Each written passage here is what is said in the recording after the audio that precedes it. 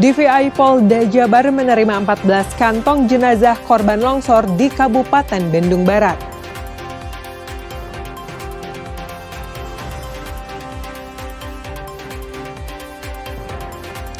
Polda Jabar kerahkan K9 untuk mencari korban longsor.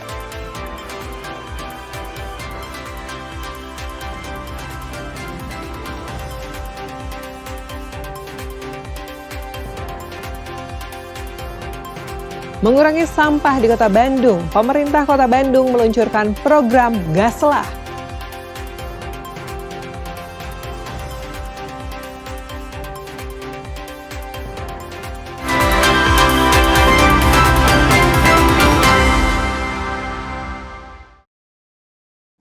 Selain informasi utama tadi, kami masih memiliki informasi menarik lainnya. Saya Mita Handayani akan menemani Anda dengan berita independen terpercaya. Kita simak Kompas Pagi selengkapnya.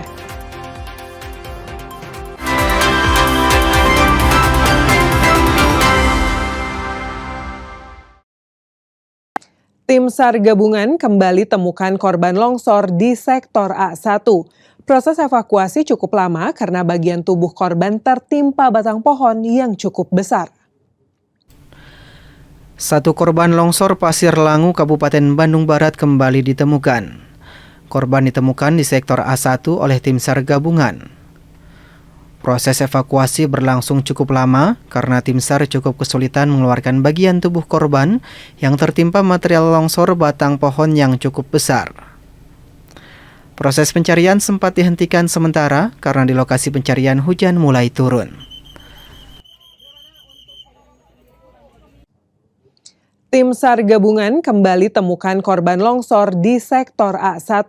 Proses evakuasi cukup lama karena bagian tubuh korban tertimpa batang pohon yang cukup besar.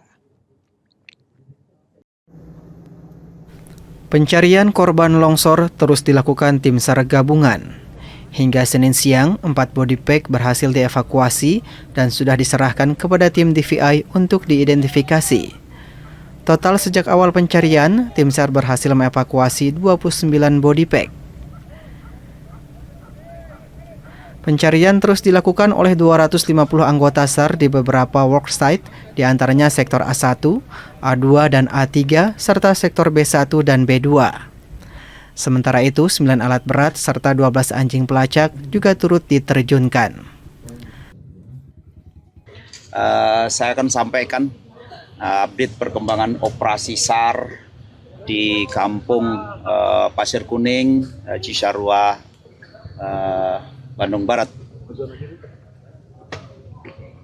Yang pertama, bahwa jumlah korban yang kita evakuasi hari ini ada 4 body pack dan itu sudah kita serah terimakan, sehingga total dari pertama kali kita melaksanakan operasi, korban yang kita serahkan dalam bentuk body pack totalnya ada 29 body pack.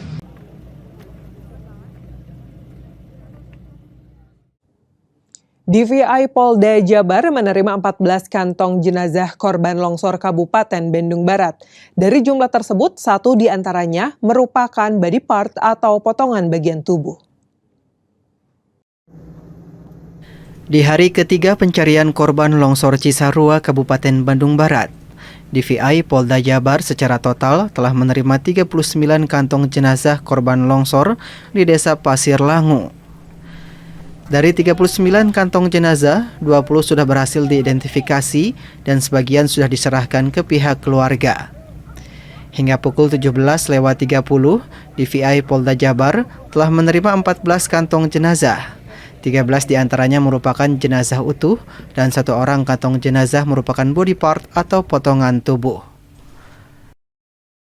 14 kantong ya, yang hari ini kita dapatkan dari tim Basarnas yang hari ini pukul 17.30 tadi sudah selesai, sehingga semua jenazah dari atas sudah tersalurkan di pos DVI ini. Dan kami masih melakukan proses identifikasi ya. Kita masih di posisi 20 jenazah yang sudah kita berhasil identifikasi ya.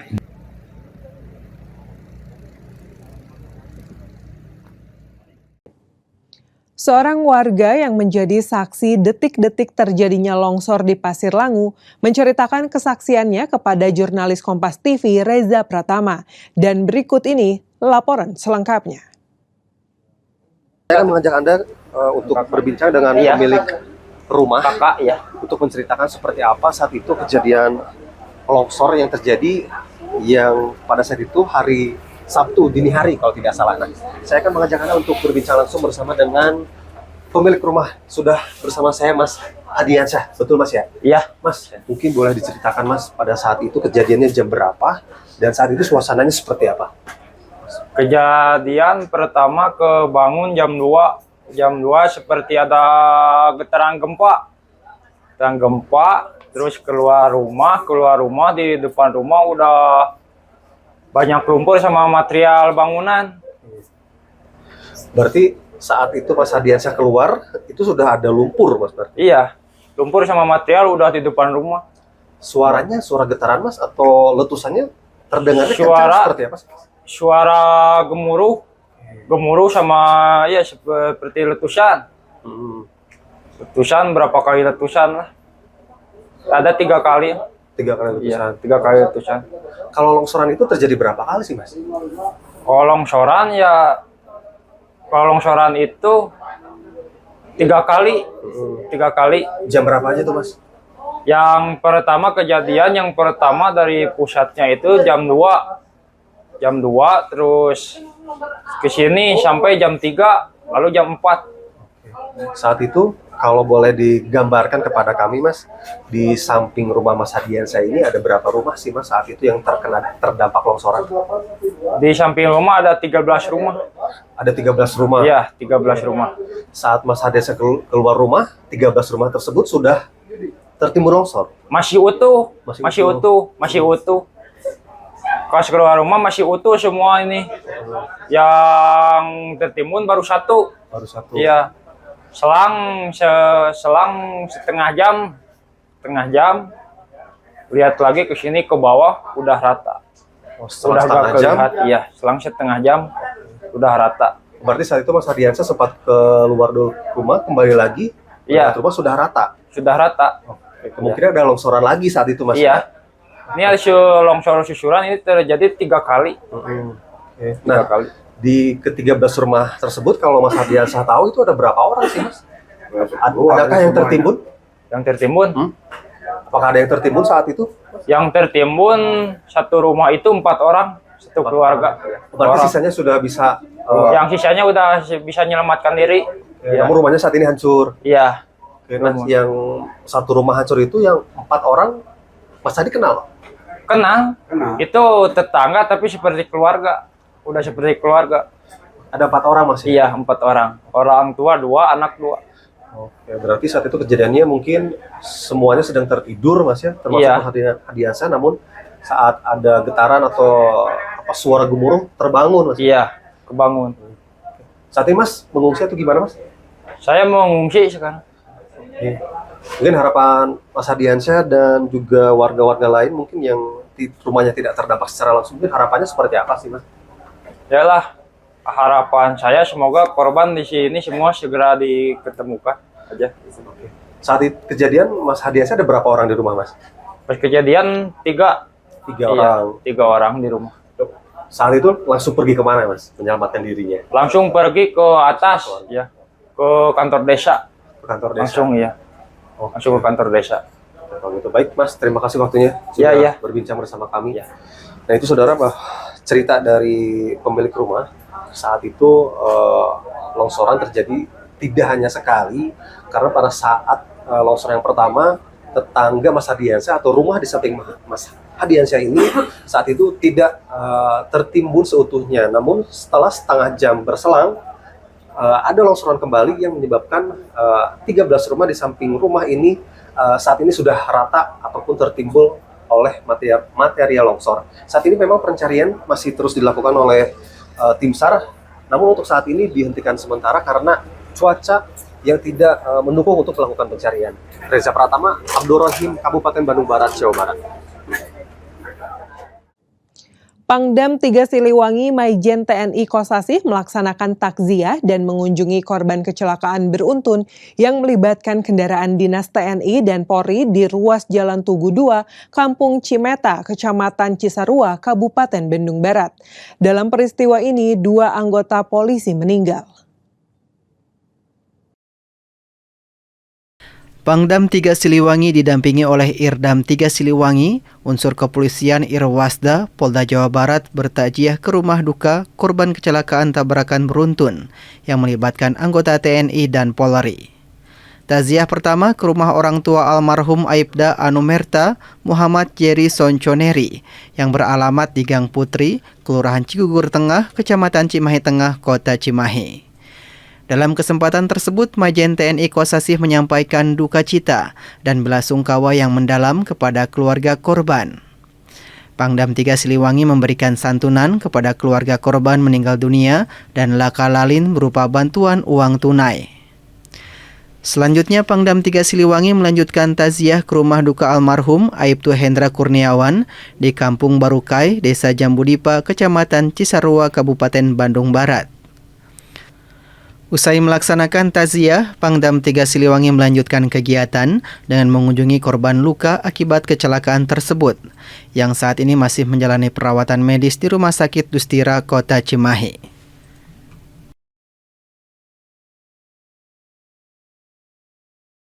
Polda Jabar kerahkan K9 untuk mencari korban longsor. Informasi selengkapnya usai jeda, tetaplah di Kompas Pagi.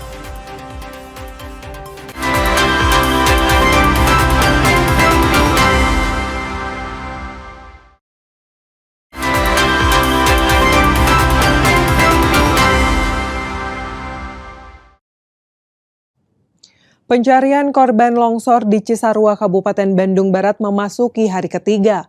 Polda Jabar mulai mengerahkan K9 untuk mempercepat proses pencarian. Memasuki hari ketiga pencarian korban longsor di Desa Pasir Langu, Kecamatan Cisarua, Kabupaten Bandung Barat. Polda Jawa Barat mengerahkan K9, unit anjing terlatih yang bekerja membantu proses pencarian. Di antaranya ada Ella, anjing jenis Labrador berwarna hitam. Ella bertugas sebagai anjing pelacak dan sudah diterjunkan di berbagai medan pencarian. Di usianya yang baru 1,5 tahun, Ella sudah setahun menjalani tugas. Ada juga Lexa, anjing jenis Belgian Malinois berwarna coklat. Lexa yang berusia 3 tahun sudah bertugas dalam operasi serupa selama 2 tahun. Dalam operasi pencarian, unit K9 Polda Jawa Barat hanya boleh bekerja maksimal 2 jam per hari. Kalau untuk K9 Polda Jabar, kita menyiapkan 3 ekor. Terus nanti ada dari Polres sama K9 umum, kita ikut gabung ke sini juga. Ya. Ada berapa total jadinya? Totalnya sekitar 7. Ya 8 sama TNI juga ada juga. Iya. Betul. Tapi kalau dari Polda sendiri ada 3? Kita 3 ekor. Ya. Kalau misalnya dari Polda, jenis apa aja Pak? Kita nyiapin untuk Labrador spesialis sama SAR, kita sama Belgian Malinois. Unit K9 Polda Jabar baru bisa diterjunkan karena 2 hari sebelumnya kondisi tanah di lokasi masih terbilang labil. Hingga hari ketiga pencarian, masih terdapat 80 korban longsor yang belum ditemukan. Tim Liputan Kompas TV, Bandung, Jawa Barat.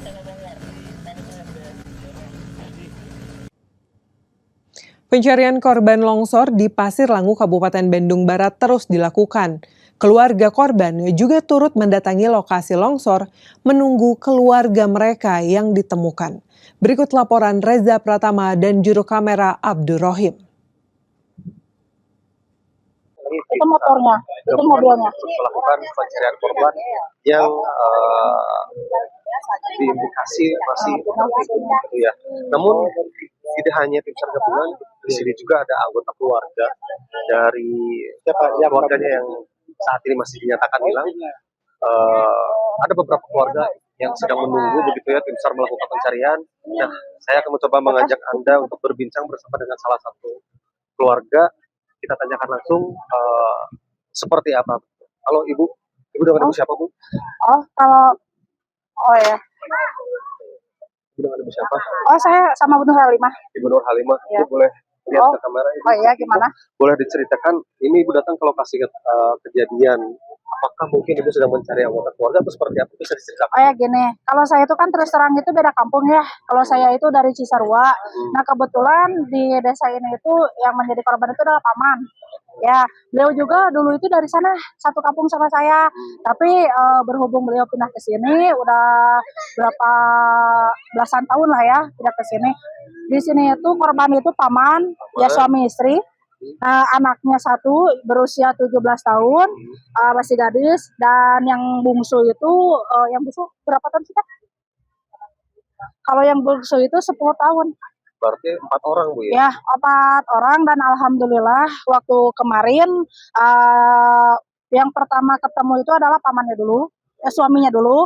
Nah, suaminya dulu, berlanjut sorenya itu istrinya, terus anak yang bungsu. Tapi anak yang kalau yang 2 ini alhamdulillah sudah dimakamkan tadi malam, dan yang satunya lagi masih di RSUD Cibabat, masih dalam ini. Jadi kalau yang belum ketemu ini siapanya? Anak yang paling besar, yang gadis, yang berusia 17 tahun. Dan itu udah ada, kemarin sebenarnya udah ada titik terang. Itu motornya, itu bangkai mobilnya itu ada. Nah, kemarin juga sih sebenarnya udah ada titik terang ya, udah mau kelihatan. Cuman pas jam 4 sore itu nggak tahu kenapa diberhentikan. Ya, diberhentikan waktu jam 4 sore kemarin itu. Ini udah hari ketiga tuh ya, hari ketiga. Setiap hari ibu datang ke sini? Alhamdulillah tiap hari itu seperti saya itu membantu buat ini ya, buat kopinya, buat makanan, tim SAR gitu. Baik, berarti kalau saya ulangi ada 4 orang anggota keluarga ibu yang menjadi korban, 3 sudah ditemukan, Sudah. 1 lagi masih dalam pencarian. Ya. Harapan pasti ditemukan bu ya, mungkin sebagai keluarga. Selain itu mungkin harapannya ibu apa lagi mungkin? Harapan saya itu ya terus terang jangankan buat yang satu lagi ya saudara, pengen itu semua itu bisa ya, misalnya itu ada berapa ratus korban itu, harapan saya itu ketemu semua gitu. Soalnya kan kalau belum ketemu semua itu aduh gitu. Sebenarnya banyak kerabat saya itu ada yang supir itu ketemu Pak, ketemu Pak. Nah, saudara, ketemu Pak. itu keluarga dari ibu Nur Itu, Halimah ini anaknya ini. bukan, dan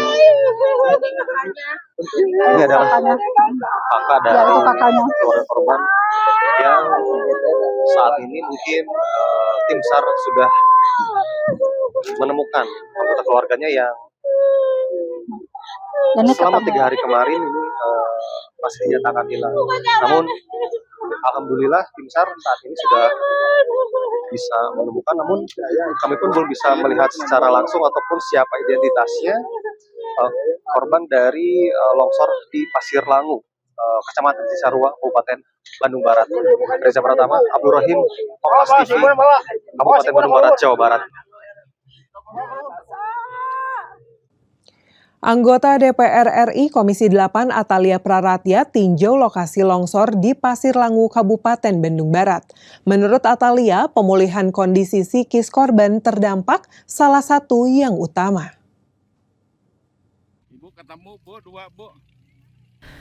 Anggota DPR RI Komisi 8 Atalia Praratya langsung meninjau lokasi pencarian korban longsor di sektor A1, Desa Pasir Langu, Kecamatan Cisarua, Kabupaten Bandung Barat. Sektor ini merupakan paling banyak ditemukannya korban. Atalia Praratya mengapresiasi tim SAR gabungan yang terus bekerja mencari korban yang masih belum ditemukan. Namun Atalia juga mengingatkan agar tim saling menjaga satu sama lain dan harus dalam kondisi sehat. Selain itu, Atalia juga mengatakan saat ini salah satu fokus yang utama adalah mengembalikan psikis korban terdampak kembali pulih. Yang paling penting saat ini dipastikan sambil proses yang saya apresiasi karena ternyata dari berbagai elemen ya, dari TNI, dari kemudian BPBD, termasuk juga dinas sosial dan termasuk PMI relawan SPI ini, saya kira tidak terbilang mereka-mereka yang memberikan perhatian dan bantuan secara langsung, begitu bahkan saya lihat juga di lapangan luar biasa gitu ya. Yang paling penting adalah saling menjaga. Situasi seperti ini yang menolong harus sehat. Situasi seperti ini yang menolong juga harus mereka mampu untuk menolong tentu saja. Atau nuhun pisan.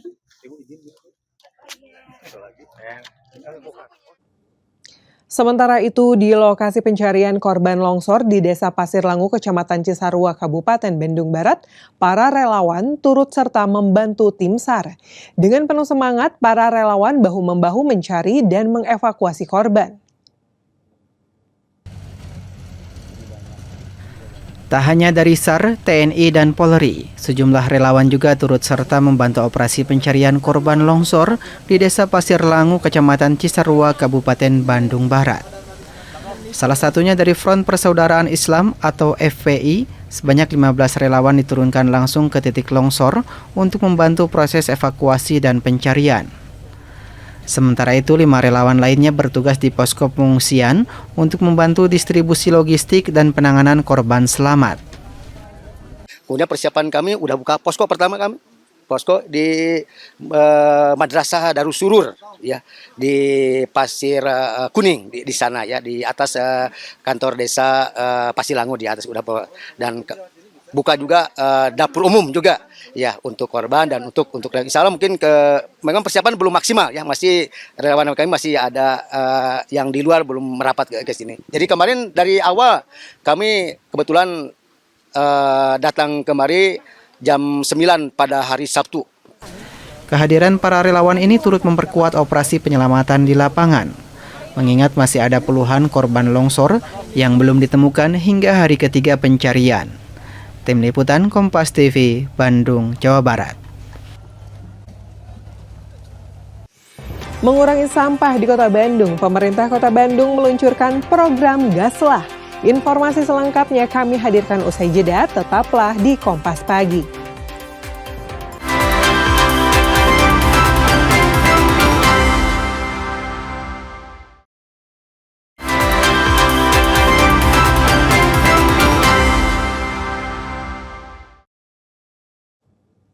Guna mengurangi timbunan sampah di Kota Bandung, pemerintah Kota Bandung meluncurkan program Gaslah atau Gerakan Sampah Kelar di Wilayah.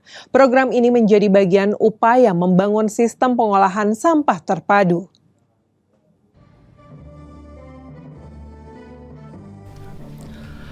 Peluncuran program Gaslah dilakukan sebagai langkah nyata pemerintah Kota Bandung dalam menangani persoalan sampah yang selama ini menjadi masalah serius. Program ini berfokus pada pengolahan sampah dari sumbernya, yaitu rumah tangga. Melalui Gaslah, pemerintah Kota Bandung menyediakan sistem pengumpulan dan pemilahan sampah organik di tingkat RW.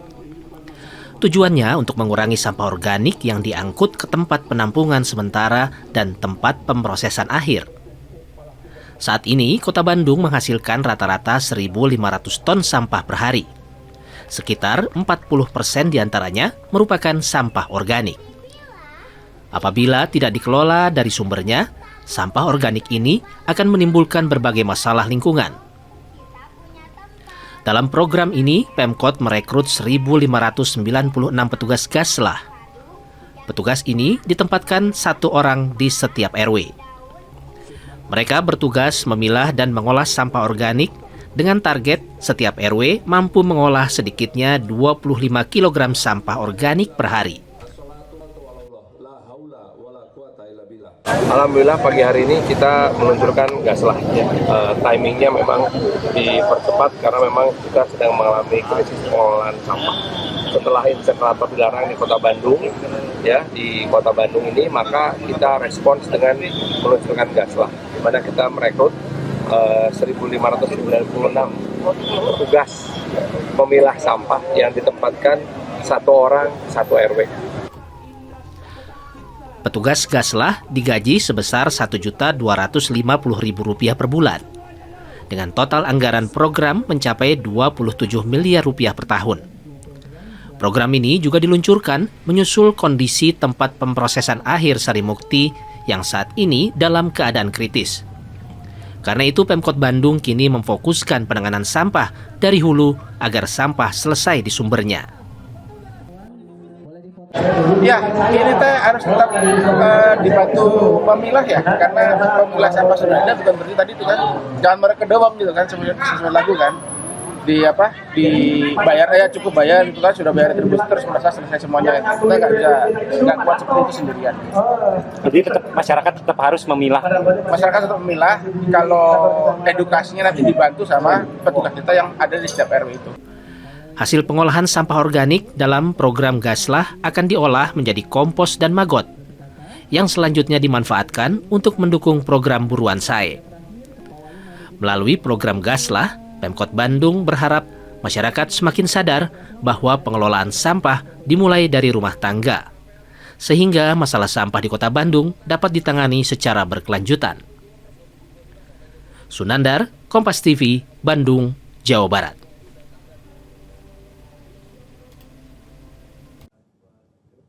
Sesar Lembang menjadi salah satu sesar aktif di Jawa Barat yang perlu diwaspadai. Meski data kegempaan menunjukkan kekuatan gempa relatif kecil, potensi dampaknya tetap perlu dimitigasi. Beberapa waktu belakangan ini, isu mengenai sesar Lembang ramai diperbincangkan masyarakat. Mulai dari apa itu sesar Lembang, kapan terjadinya pergerakan sesar Lembang ini, hingga berapa besar guncangan yang bisa ditimbulkan apabila pergerakan sesar Lembang terjadi. Nggak terlalu tahu ya, cuman yang saya tahu tuh kayak ada pergeseran dari sesarnya itu yang menyebabkan gempa bumi besar di kawasan Bandungnya. Ya, sepengetahuan saya itu aja sih kalau untuk sesar Lembang itu. Tahunya seringnya dari mana sih? Banyak dari berita-berita kayak dari TikTok, dari Instagram, kayak gitu. Kebanyakan dari sosial media. Ya, dari sosial media. Apa cenah kata sosmed itu lumayan bikin panik? Ya, bikin panik. Ya, soalnya kan dampaknya juga gede sama jangkauannya luas terutama itu. Menurut penyelidik Bumi Utama Badan Geologi, Supartoyo, sesar Lembang merupakan sesar aktif di Jawa Barat yang secara geologis tampak sebagai tebing yang berbatasan dengan dataran. Sesar ini terbentang dari Padalarang, Ngamprah, Parongpok, Kecamatan Lembang hingga Cilengkrak dengan panjang sekitar 27 hingga 29 km. Skenario terburuk yang akan terjadi jika seluruh sesar Lembang bergerak bersamaan, yaitu gempa bumi yang mencapai magnitudo 6,8 hingga magnitudo 7. Namun berdasarkan data sejak tahun 1600-an hingga kini, kenyataannya gempa bumi yang disebabkan sesar Lembang tercatat berkekuatan di bawah magnitudo 5 dan guncangannya cenderung tidak terasa hingga Kota Bandung. Pergeseran sesar per tahun pergerakannya 2 hingga 4 mili. Yang perlu diperhatikan oleh masyarakat di wilayah Kota Bandung, jangan hanya sumber gempa bumi dari sesar Lembang, tapi sumber gempa bumi lainnya, yaitu dari zona penunjaman, di mana zona penunjaman ini merupakan pertemuan antara dua lempeng besar yang terjadi di Samudra Hindia di selatan Jawa Barat. Dan menurut catatan Badan Geologi, gempa bumi dari zona penunjaman ini itu pernah mengakibatkan kerusakan yang ada di wilayah Kota Bandung maupun Kabupaten Bandung, yaitu tahun 2009, kekuatannya 7,4. Dari sekitar 300 lebih sesar aktif yang ada di Indonesia, menurut Supartoyo, sesar Lembang merupakan sesar yang diprediksi tidak masuk dalam grade A, atau sesar dengan tingkat kewaspadaannya lebih rendah dibandingkan sesar Palu Koro yang ada di Sulawesi Tengah. Badan Geologi mengimbau masyarakat untuk tetap tenang terkait aktivitas sesar Lembang, namun tetap meningkatkan kesiapsiagaan bencana melalui pemahaman titik dan jalur evakuasi, serta pelaksanaan simulasi gempa secara berkala. Tim Liputan, Kompas TV, Bandung, Jawa Barat. 20 tahun bertahan di tengah keterbatasan, seorang janda lansia berusia 80 tahun di Kecamatan Pakenjeng, Garut harus menghabiskan masa tuanya di sebuah gubuk yang nyaris ambruk. Meski sudah berkali-kali mengajukan bantuan, asa untuk memiliki hunian layak tak kunjung datang dari pemerintah setempat.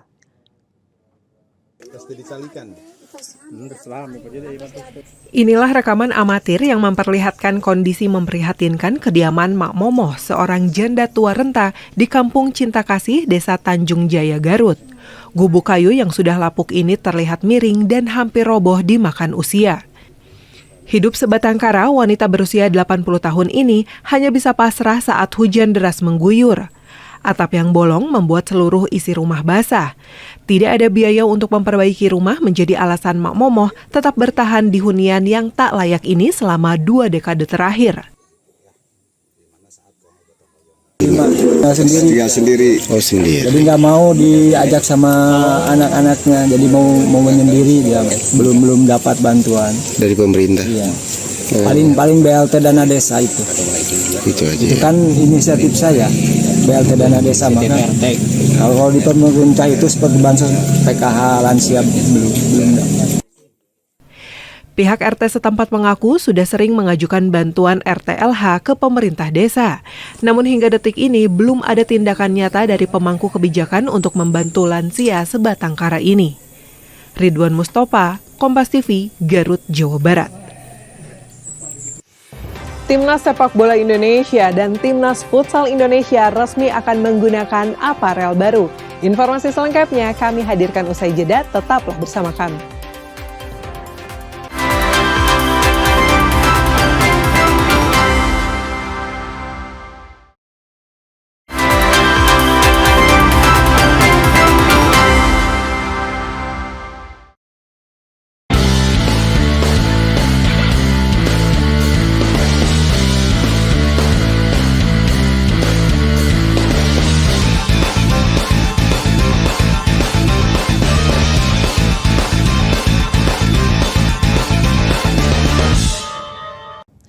Timnas sepak bola Indonesia dan Timnas Futsal Indonesia resmi akan menggunakan aparel baru.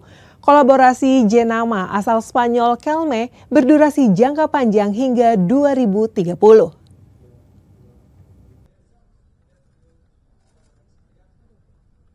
PSSI melalui PT Garuda Sepak Bola Indonesia resmi mengumumkan kerjasama dengan Kelme sebagai aparel resmi tim sepak bola nasional Indonesia terhitung 1 Maret 2026 dengan durasi 4 tahun sampai 2030. Kerjasama ini juga mencakup dukungan untuk Federasi Futsal Indonesia yang berada di bawah naungan PSSI. Komitmen ini diharapkan dapat memperkuat performa dan identitas seluruh tim nasional di berbagai disiplin sepak bola tanah air. Turut hadir pelatih kepala Timnas Indonesia, John Hartman dan Nova Arianto. Today is the first step. And we are excited to take this step together. Because we believe every player, every coach, every supporter, and every young dreamer has the power to create impact, to leave something meaningful, to leave a legacy. So today, we do not just doing a collaboration. We carry a new spirit. Yeah, I think it's a great opportunity for Indonesia at a very good time.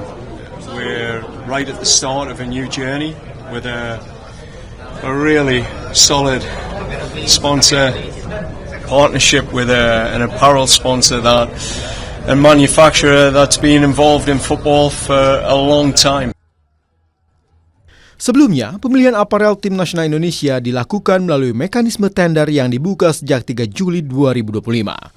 Tender ini diikuti 7 peserta merek dari dalam dan luar negeri. Rinita Niken, Septa Yoga, Kompas TV, Jakarta.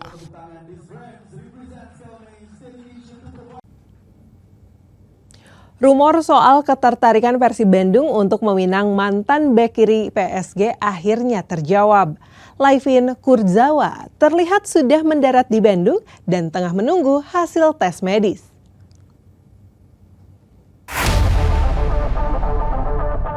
Isu mengenai ketertarikan Persib Bandung meminang rekan Kylian Mbappe di PSG, Laifin Kurzawa kian menemui titik terang. Bek kiri yang sebelumnya memperkuat Boavista dikabarkan tinggal selangkah lagi gabung Maung Bandung. Ramai di media sosial dibalut outfit keren khas para pesepak bola asal negeri mode Prancis, ia mendarat di Paris Van Java. Apabila menilik dari transfer market, Laifin Kurzawa telah resmi direkrut Persib Bandung. Bahkan Kurzawa terlihat sedang berbincang dengan pelatih Persib Bandung Boyan Hodak yang diunggah oleh akun media sosial persibtalk.id. Sebelum terbang ke Indonesia, Layvin Kurzawa menjalani musim terakhirnya bersama Boavista dengan catatan bermain yang sangat terbatas. Terlebih, ia sudah menganggur usai hengkang dari klub asal Portugal pada musim panas 2025. Faktor yang secara signifikan membatasi menit bermain Kurzawa adalah riwayat cedera berkepanjangan. Berdasarkan riwayat medis yang tercatat di Transfermarkt, Kurzawa sempat mengalami cedera otot berulang di musim 2024-2025.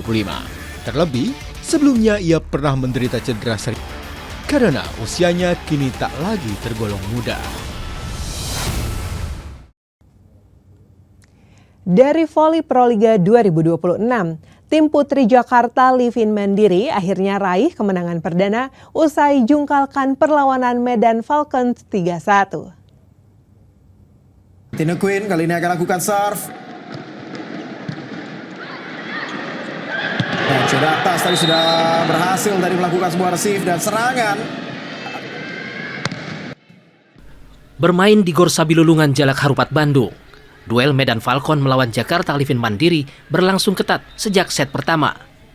Mampu menjaga fokus di poin krusial, Livin akhirnya mampu merebut kemenangan di dua set awal 25-21 dan 25-20. Medan Falcon berupaya bangkit di set ketiga. Sejumlah tekanan membuat Livin kehilangan ritme permainan. Perjuangan wakil Medan akhirnya berbuah hasil dengan menipiskan ketinggalan 1-2 usai menutup set ketiga 25-20. Memasuki set penentuan, Livin Mandiri tampil dominan dan minim melakukan kesalahan. Di set keempat, Yola Yuliana dan rekan akhirnya unggul jauh 25-14 sekaligus meraih kemenangan perdana dengan menaklukkan Medan Falcons 3-1. Justru ada fall hasil didapatkan oleh Livin Mandiri dan ini menjadi kemenangan.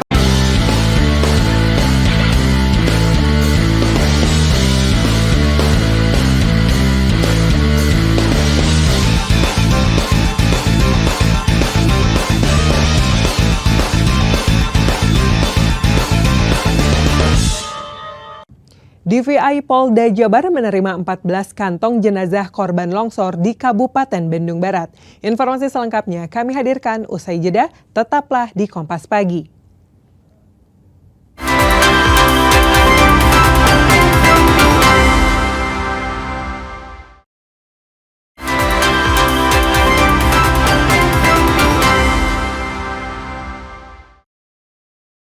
Tim SAR gabungan kembali temukan korban longsor di sektor A1.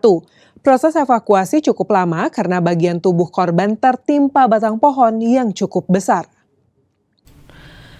Satu korban longsor Pasir Langu, Kabupaten Bandung Barat kembali ditemukan. Korban ditemukan di sektor A1 oleh tim SAR gabungan. Proses evakuasi berlangsung cukup lama karena tim SAR cukup kesulitan mengeluarkan bagian tubuh korban yang tertimpa material longsor batang pohon yang cukup besar. Proses pencarian sempat dihentikan sementara karena di lokasi pencarian hujan mulai turun. Tim SAR gabungan kembali temukan korban longsor di sektor A1. Proses evakuasi cukup lama karena bagian tubuh korban tertimpa batang pohon yang cukup besar. Pencarian korban longsor terus dilakukan tim SAR gabungan. Hingga Senin siang, 4 body pack berhasil dievakuasi dan sudah diserahkan kepada tim DVI untuk diidentifikasi. Total sejak awal pencarian, tim SAR berhasil mengevakuasi 29 body pack. Pencarian terus dilakukan oleh 250 anggota SAR di beberapa worksite, di antaranya sektor A1, A2, dan A3, serta sektor B1 dan B2. Sementara itu, 9 alat berat serta 12 anjing pelacak juga turut diterjunkan. Saya akan sampaikan update perkembangan operasi SAR di kampung Pasir Kuning, Cisarua, Bandung Barat. Yang pertama, bahwa jumlah korban yang kita evakuasi hari ini ada 14 body pack, dan itu sudah kita serah terimakan, sehingga total dari pertama kali kita melaksanakan operasi, korban yang kita serahkan dalam bentuk body pack totalnya ada 29 body pack.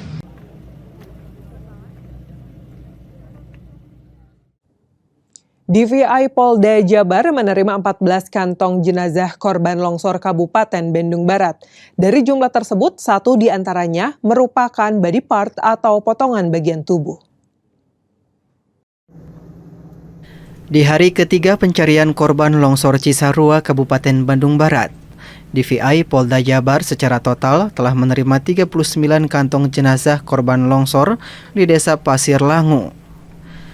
Dari 39 kantong jenazah, 20 sudah berhasil diidentifikasi dan sebagian sudah diserahkan ke pihak keluarga.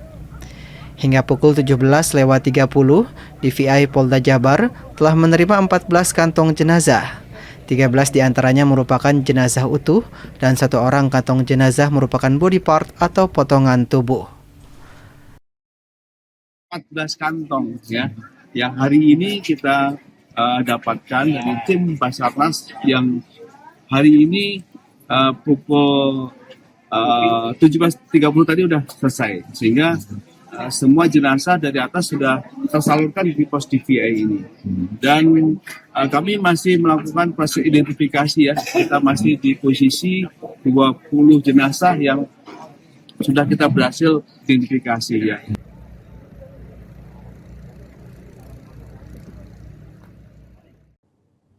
Seorang warga yang menjadi saksi detik-detik terjadinya longsor di Pasir Langu menceritakan kesaksiannya kepada jurnalis Kompas TV Reza Pratama. Dan berikut ini laporan selengkapnya.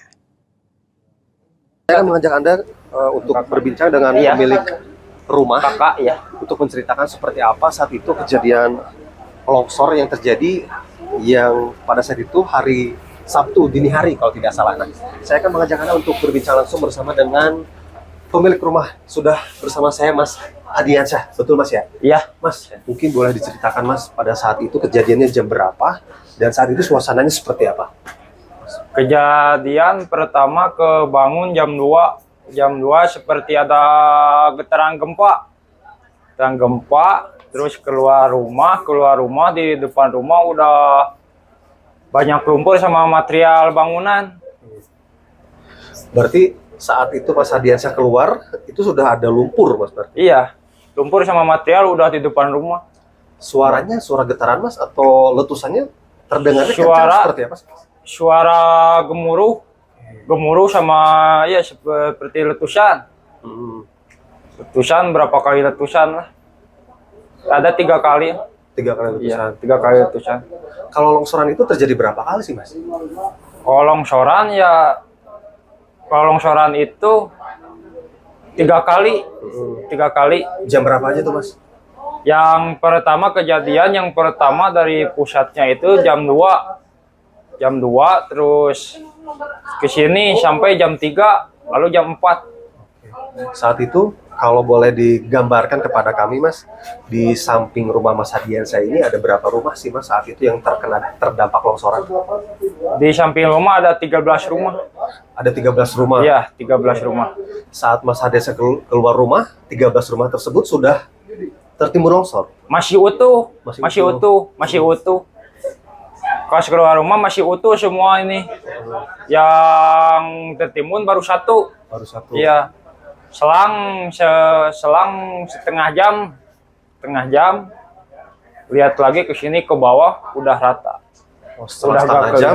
Iya, selang setengah jam udah rata. Berarti saat itu Mas Adiansyah sempat keluar rumah, kembali lagi, iya. Rumah sudah rata? Sudah rata.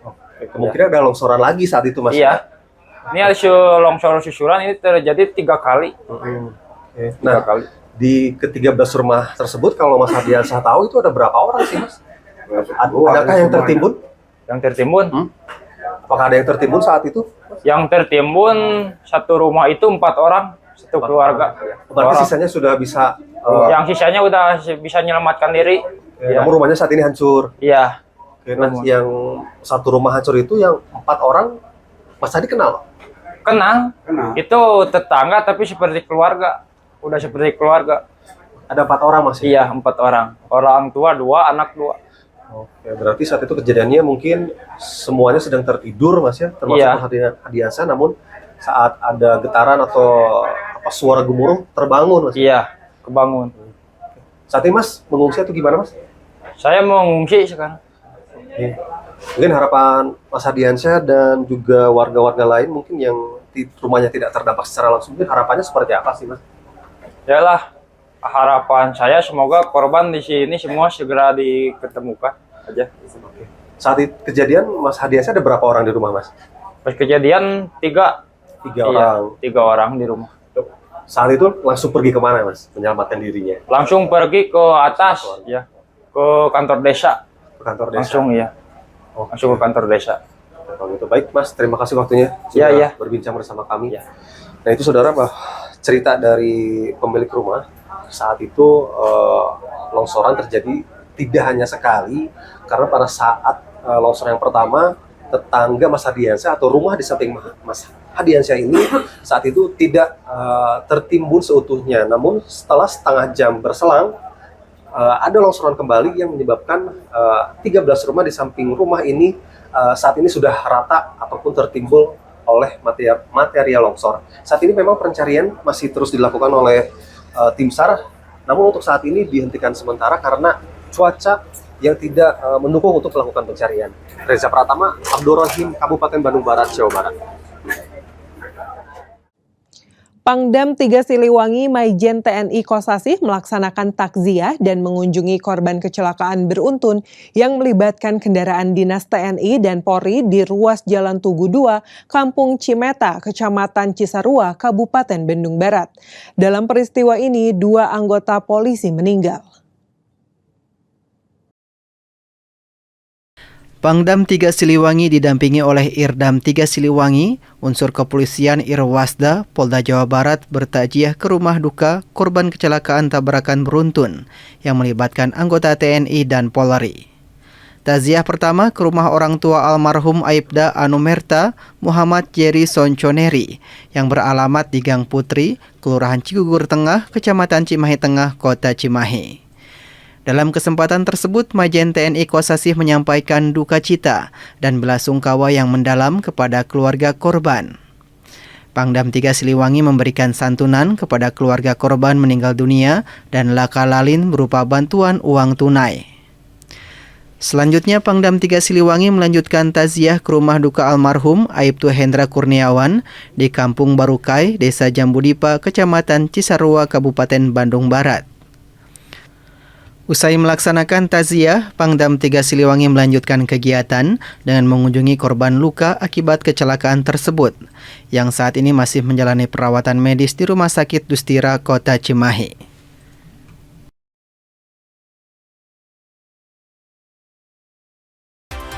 Saudara, dengan berakhirnya informasi tadi sekaligus mengakhiri Kompas Pagi episode hari ini. Saya Mita Handayani beserta kru yang bertugas mengucapkan terima kasih dan sampai jumpa.